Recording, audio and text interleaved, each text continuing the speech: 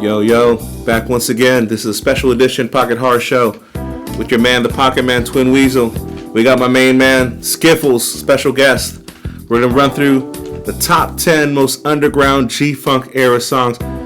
Skiffle, what do you know about the G-Funk era? Well, it's a golden era, the 90s. One of the best eras, arguably, in hip-hop. Alright. Why is it better than like the old school? Just the use of some of the most iconic sounds, like the synthesizers.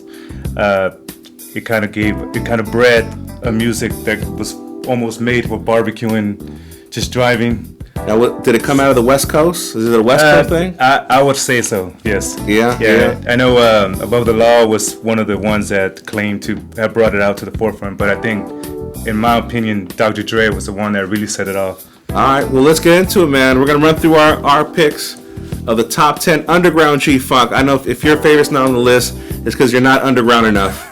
So here we go. All right, so countdown. Coming in at number 10. All right, number 10, we have the D.E.E.P by the title named Coast Love. Yeah, this young bird back on this laid back track. Aye. My nigga Wiz. We just giving up a little bit of love though. We finna take this shit to the low lows.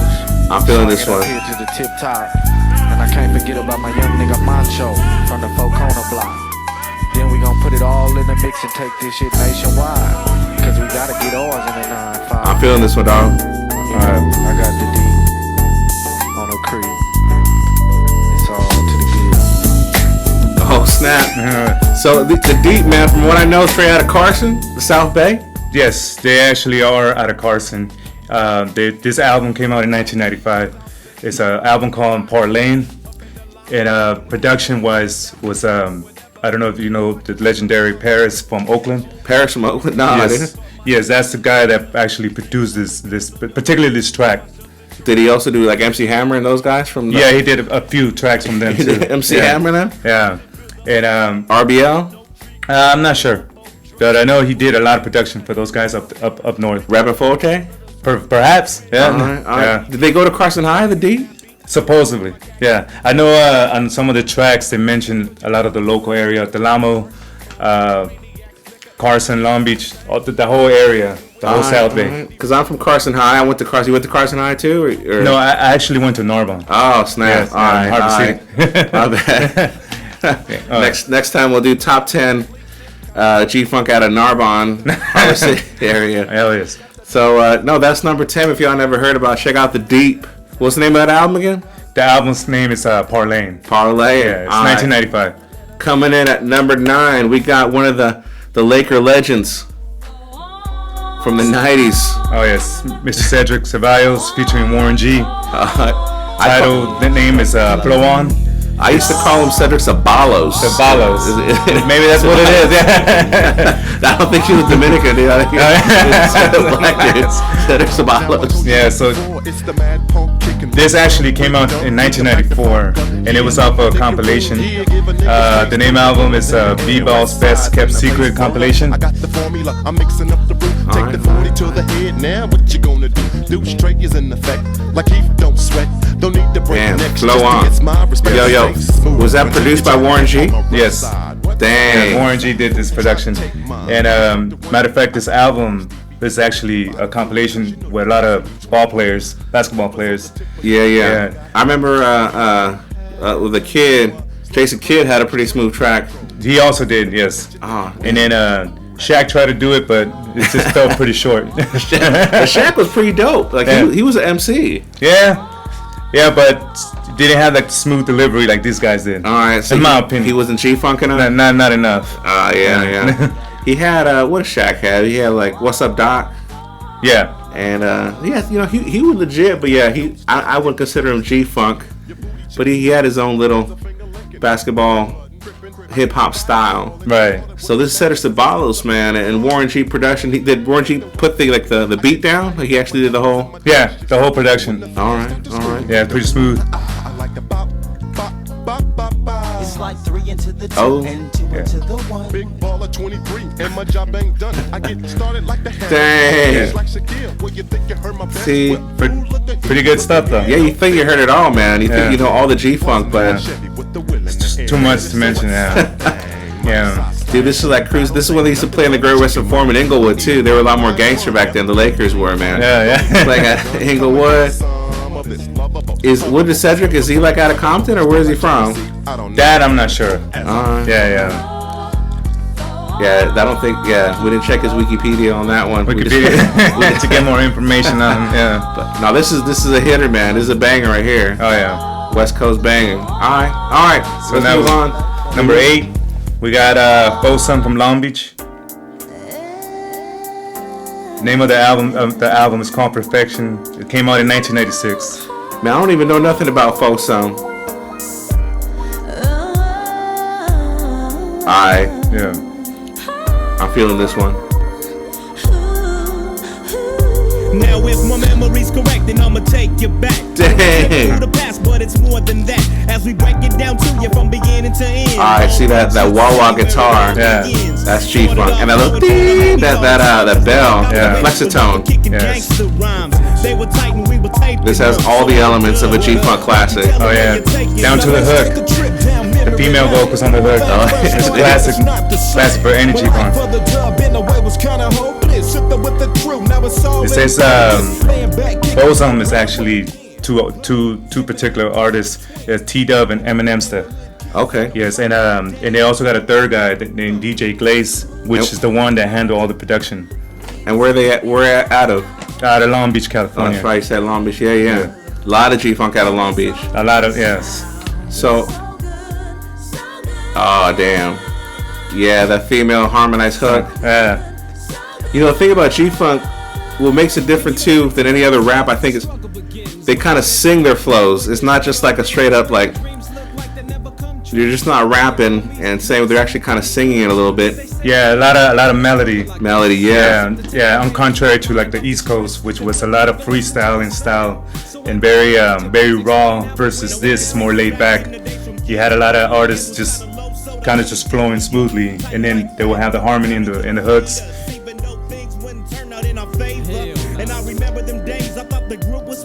Dang, so this is smooth right here, dude. Yeah. I could totally just cruising down like Crenshaw Boulevard, on like the bad side of west side of LA. Yeah. Going to the Fox Hills Mall or something. Yeah. Alright, I'm feeling this one. Damn, dude, Underground. This is one I never heard before. Yeah, really good. So good. Alright. Hey, check that one out, man. That was Folsom. What's it called again? The track is actually called Who Would Have Ever Thought. Who Would Have Ever Thought? Out of the album called Perfection in 1996. Dude, Underground? Hard to find? Not as hard to find as the others, but definitely still underground. Alright, Yeah. cool. Alright, let's check that. What's next? Alright, next we got number 7, South Central Cartel. Dang.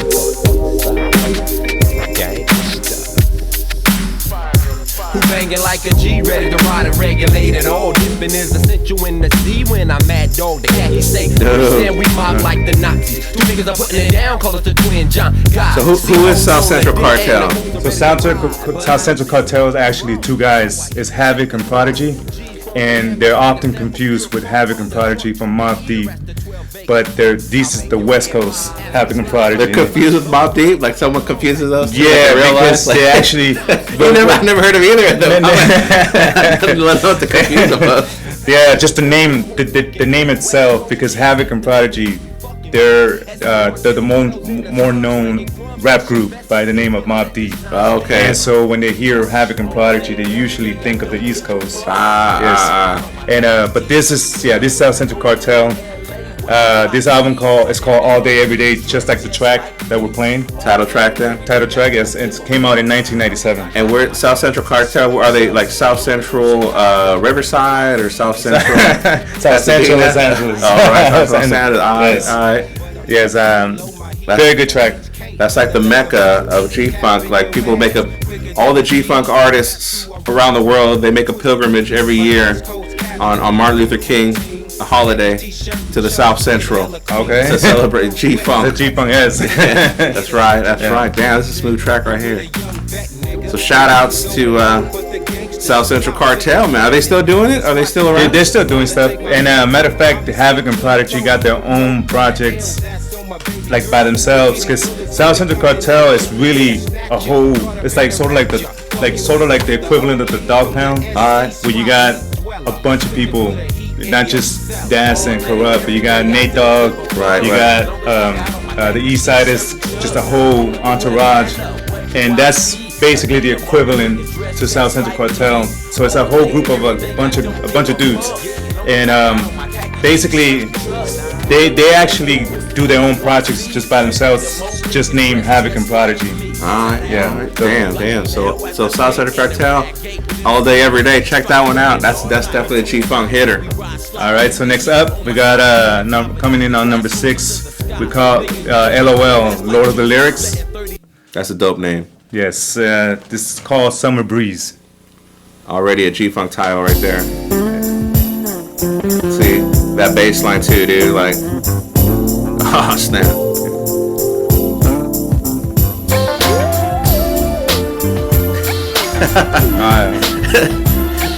It's like they must have like a pre-program like G-Funk button on the drum track. Oh yeah. Boom, G-Funk. Like this is where they stopped with the drum machine. Like they need to reach the pinnacle of drum beats. Like, all right, this is it. You can never get any better than this G-Funk beat. It's a hot summer day in the Pacific Ocean. Everybody's rolling, cruising, and slow motion. About to put the top down for the. What year is this track? This actually came out in 1996 off an album called Heaven or Hell. Was LOL even a thing in 1996? No, not really. This when we start going down like a really underground like rabbit hole. Like this is hard to find. Yeah, cause what I'm saying, no, like the term LOL, like laugh out loud, like on texting. Yeah. Well, I guess people were using like in like the AOL instant messenger chat rooms. I guess it was already out. Okay. Yeah. But still, yeah, that's just a dope name. LOL, Yeah, Lords of the Lyrics. Lords of the Lyrics, yeah. This is very little bit of info on these guys. I don't really know much. And I know there's 2 guys, and they're from South Central as well. So, All right. Yeah. Very hard to find album. You don't know what they're doing nowadays? I have no idea. You know, if they're like working at a gas station. Or... Probably. Yeah. Probably. Damn. Very hard to find. Dude, they're just at that time, 96. Just an explosion of G-Funk, man. That was. When did G-Funk come out? Like 93, 94? What would you say would be like? I would say, for me, I would say 1992 when The Chronic came out. The Chronic was that came 92? out in 92, right? I think so. I thought it was later, but 92? Yeah, I think 92, 93 is when The Chronic came out. Chronic. What about the Above the Law album? Above the Law came out first, and they're the ones that claimed originated the sound, which for me, Dr. Dre's The Chronic was like the staple of that. Like when the G-Thang came out. See, when I think of G-Funk, first time it hit me was Regulator, Warren G's Regulator from the that terrible movie, but with that one good song, Above the Rib. Yes. That's the first time I'm like, oh, this is something different. Like this really kicked. Did that come out after though? Like so Dre came out first with yes. Okay. And then Warren G came out in 94. 94 with the self-titled Regulate G-Funk Era. But what about like Indo Smoke? Was that already out? I think Indo Smoke came right in between The Chronic and the self-titled the Regulators album. All right. Yeah. All right. Well. Yeah, and I know Indo Smoke was also part of another soundtrack. I don't remember which one, but yeah. That movie was underground too. Poetic Justice. Oh, was it on that? Yeah, it was on that album. Damn. I mean, on that movie. Yeah. I haven't seen the movie actually. Yeah. I have it. You let me borrow it. I still have it there. Yeah. I haven't seen it. Tupac. Another Tupac movie. Another Tupac. Dang. Yeah. Hopefully, it's better than Above the Rim. Well, I watched Above the Rim, and I was just waiting. I was just waiting for that song, and it's at the very end. I thought they were gonna play like. Throughout the movie, a montage of basketball playing, whatnot. Nah, it was safe for the credits. Yeah, man. Yeah, that movie didn't make sense, man. I mean, was Tupac, was he a a drug dealer? Was he a club owner? Was he a basketball manager? Like He was everything. He was all that. Most importantly, he was a thug. That's right. Yeah, that's right. He was a thug. Yeah. All right. So we got number 6, and now we're gonna go down to number 5. Number 5, we got coming in at number 5, IFA. Dang. Dude, those keyboard sounds are.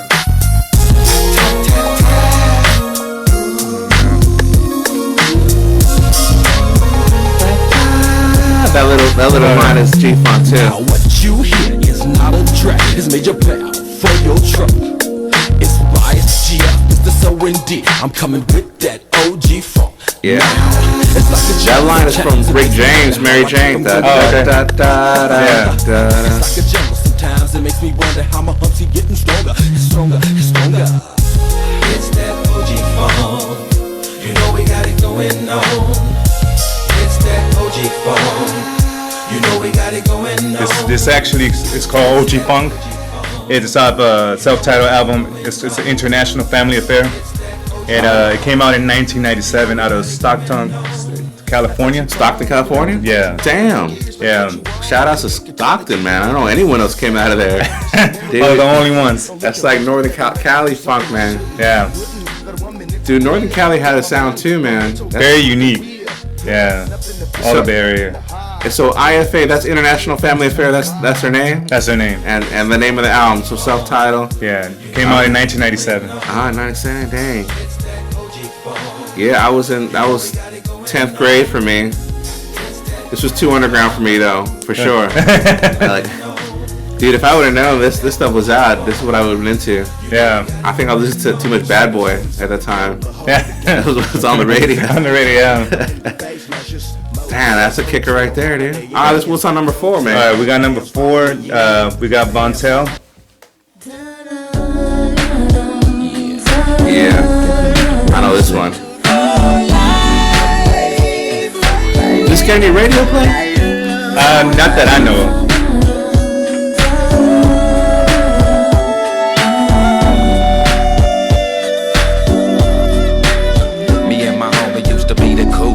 The days when we grew. So I know that's featuring Roger Troutman from the world famous Zapp and Roger, right? Yes. And the dude rapping right now, his name is Bookie Loke.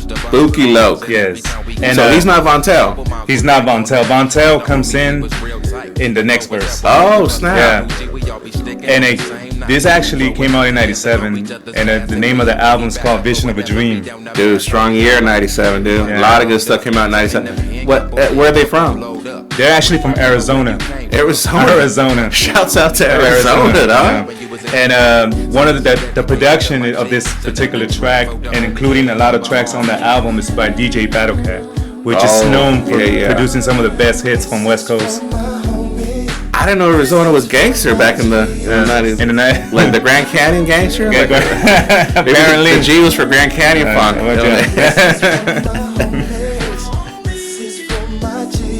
One fun fact from Vontel is there's still an album of his that's yet to be found.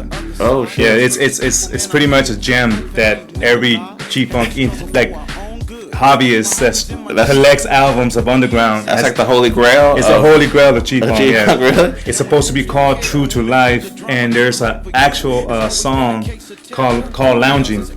And you heard it, or is it just like rumor? I heard just a track. It's called Lounging. It's such a good track, and even there's a video for it. Okay. But to this date, no one has ever found the album. Well, how do we know that it exists? He said he came out like, hey, we recorded this album. There's a master tape, or how? Well, I guess they went by out the actual music video in the end with the credits roll in for the music video. It says the name of the artist, and it says the name of the album. And the album is called True to Life. Oh, so snap. people went scouting for the album, and they never been able to find it. Have they ever asked Vontel, like, where, like, oh yeah, it's right here? I don't even know where Vontel. I don't think anyone even knows what Vontel's been up to. Dude. Yeah. He's probably working at Walmart out there in Flagstaff, Arizona, or something like that. Yeah. Dude, but so how do you get hooked up with Troutman? Like, how do they know each other? I think the connection came specifically from DJ Battlecat. Okay. I think DJ Battlecat has been pretty much with all the big names, and I'm pretty sure that had to be the connection. Dang. Yeah. Dude, shout outs to Roger Troutman and Battlecat, man. Yeah. And rest in peace, too. Troutman, dog. One of the best to do it on the talk box. Dude, the best. The best. Without a doubt. And he got killed by his brother, too. I remember that. He got killed by his brother over, like, some money he owed him. Tragic story. Very tragic. But, yeah, shout out. And I would say Troutman is probably the biggest influence to G-Funk. Oh, yes. More Bounce to the Ounce and all that stuff was, like, the predecessor to G-Funk. But that's the best thing about G-Funk is the fact that they're... Is this Tupac? No. No. It's a wannabe Tupac guy. It's a wannabe Tupac. What's his name? That I'm not sure. That's not Vontel either. That's not Vontel either, yeah. They don't actually credit him. Yeah, if you look at the credits, it's just Vontel featuring Boogie Loke and Roger Troutman. Okay. Some random dude. Some random dude, yeah. Cool. All right. So we go down to top 3. Yeah, number 3. We got DFC. Featuring nobody other than Nate Dogg. Dude, shout outs to Nate Dogg. Rest in peace. Rest in peace, for sure.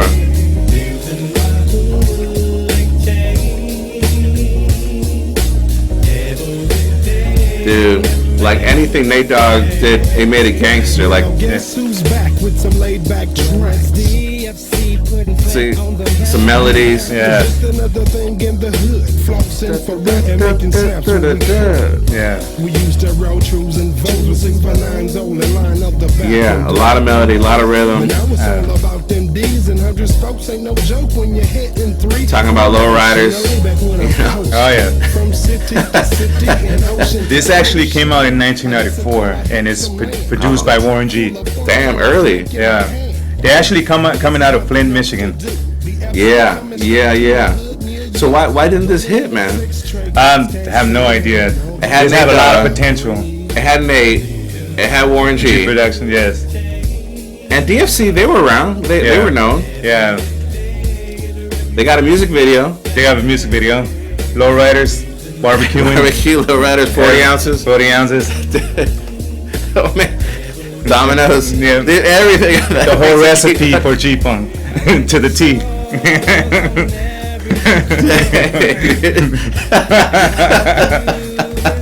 A bunch of dudes.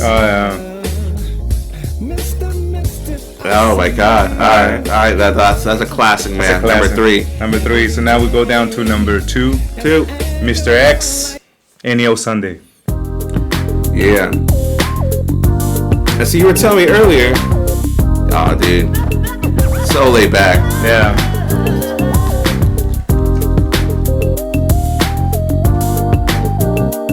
This video is being recorded on a Sunday, man. Yeah. The track right here. I'm waking up Sunday morning with my mind on dinner speech. Can't wait to get there so I can beat the hoochies with no teeth. Mr. X. Straight out of West Covina? Where is he from? No, he's actually South Central. South Central. Who was I thinking of? I was thinking of G-Mo. G-Mo, that's West Covina. Yeah. He probably could have made the list. G-Mo's pretty good stuff. Yo, but so you were telling me this was underground, but I remember this like as a hit. You know, I remember it was Power 106 had like a battle like out of one of the days, like, all right, tonight the returning champ gonna go up against so and so, and people were calling to vote which was the better like track. I remember Mr. X was like the winner for a while. I forget what it was called, man. What that contest was, but yeah, I actually found out about this song way later, and I don't remember ever hearing it on the radio, but yeah. So this is it's pretty underground, probably not the most, but this actually came out in 1996 off the self-titled album Mr. X, and this particular track is produced by QD3, which is the same person that produced Ice Cube. You Know How We Do It. Oh, okay. Yeah, he's famous for a lot of G-Funk tracks that kind of went under the radar. Yeah, behind the scene people, man. Like you don't really like hear about them, but they're very important. Yeah. To the whole movement, to the whole G-Funk. Yeah, man. Just a smooth track. Smooth track. Dang. So how come he didn't hit? Why was he underground? Definitely a lost track, lost classic. Like Yeah, I think some of these guys just could get in the game, make a good record, make the money they want to make, and just move on. That they just kind of forget about that dream. They don't pursue anymore. Or or perhaps they just don't get the radio play that it should get. But in this case, you said you actually did get to hear him. Maybe people were just not feeling it as much. Yeah, I don't man. see how they wouldn't, but yeah. Yeah, because he had this and then he disappeared, man. But I remember this track, like, for a minute, for a good, like, 3 days, this was, like, the track right there, dude. Then we moved on. But, and it was but for a little while, I remember, like, in Lomita, this hit in Lomita, like, if you grew up in Narbonne, like, that Lomita area? Yes. This was big. This is where I first heard it. Yeah. Dang. Yeah, I'm wondering what Mr. X is doing now, dude. I don't know. Yeah, most of these guys, it'd be hard to tell. Yeah, he's probably working at a rim shop or something like that. All right. So now we go into Number one, the greatest, what we consider the greatest underground G-Funk classic. All right. So this is Mad CJ Mack. I never heard of this guy. It's called "Come and Take a Ride." He has all the elements. Yeah, that keyboard hook, that wah guitar, female vocals in the hook, a strong bass line. It's a mighty fine day, so I pulls out the tray. Needs my shit cut, so I calls Dante. Trims a goatee. Who's Dante? Clean. Is that his homeboy? His best friend. So what happened to Dante? Dude? Like, what's he doing now? I have no idea. Dang. Yeah, I never heard of this guy, dude. Yeah. He's definitely hitting. He's also from South Central. Dude, again, South Central, dude. This came out in 1995. The album is called True Game. And he got a dope video. Yeah. Lowriders, gang signs, girls in Jeeps. To the hook.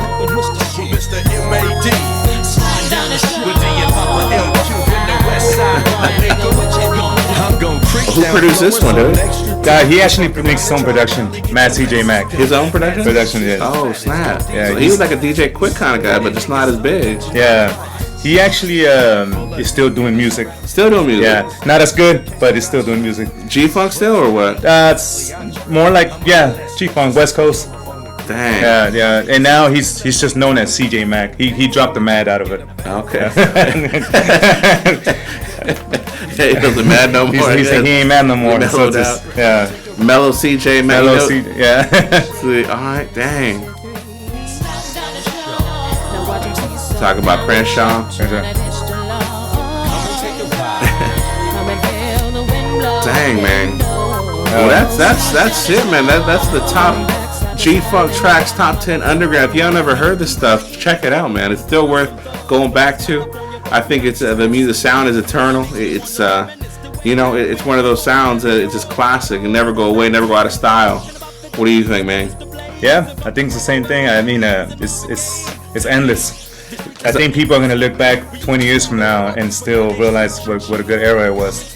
Yeah, no, I agree. And even worldwide, you hear G-Funk coming out of Asia, coming out of Europe, Paris, France especially, still holding it down for the G-Funk era. Yeah. So it hasn't gone away, and it won't stop, can't stop.